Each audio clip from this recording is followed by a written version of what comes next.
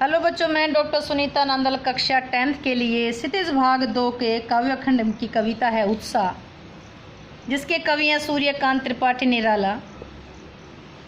इसकी व्याख्या लेकर आई हूँ, पर ध्यान से देखिएगा। विकल विकल उन मन थे उन मन, विश्व के निदाद के सकल जन, आए अज्ञात दिशा से अनंत के घन, तत धरा जल से फिर शीतल कर दो बादल गर्ज।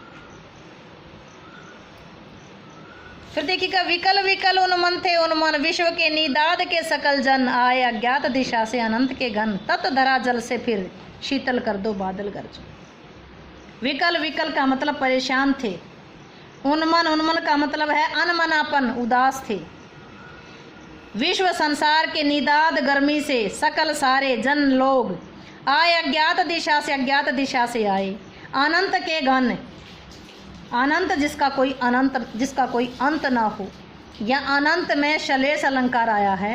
अनंत का एक अर्थ है ईश्वर और एक अर्थ है आकाश, इसलिए यहाँ पर शलेष अलंकार आया है। तप्त धरा जल से फिर शीतल कर दो बादल गर्ज। कवि कहते हैं कि गर्मी से परेशान, विकल विकल, गर्मी से लोग विकल थे, व्याकुल थे। उन्मन थे उन्मन, अनमने थे, उदास थे। गर्मी से परेशान थे, अनमने थे, उदास थे। बादल ने आकर के उन लोगों के हृदय में बरस करके शीतलता प्रदान की। कवि के अनुसार गर्मी से परेशान, गर्मी से व्याकुल, गर्मी से अनमने मनुष्यों के हृदय में बादल ने बरस करके शीतलता प्रदान की। कवि तो कहता कि बादल इतने बरसे, विश्व के निदाद के सकल जन, कवि कहता कि बादल इतने बरसो कि संसार के निदाद गर्मी से जो व्याकुल हैं, संसार के लोग जो उदासीन हैं, अनमने हैं, वे सब, उन सब के मन शांत हो जाएं, उन सब के मन शीतलता का अनुभव करो।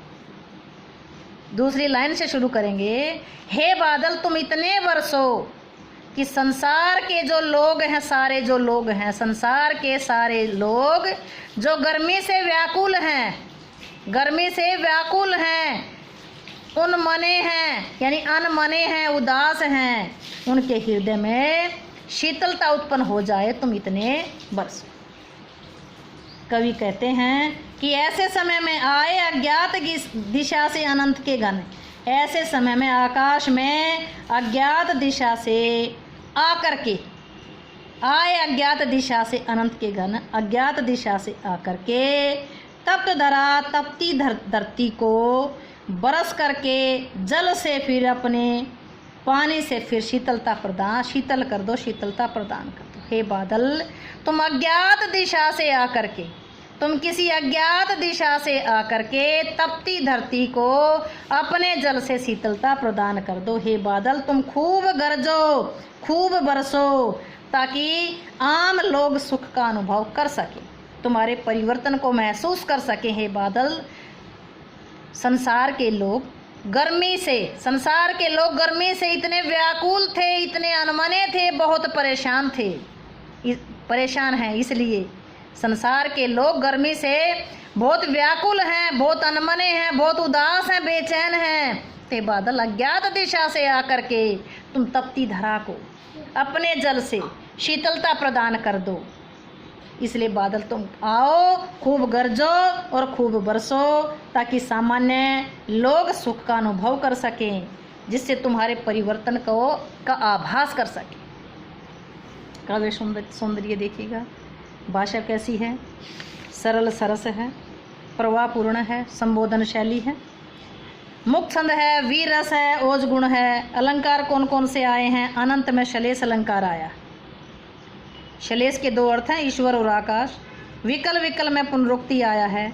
आए अज्ञात में कौन सा आया है? अनुप्रास अलंकार आया है। उम्मीद है कि व्याख्या आपको समझ आई होगी। व्याख्या समझ आई हो तो वीडियो को लाइक करें, शेयर करें, चैनल को सब्सक्राइब करना ना भूलें।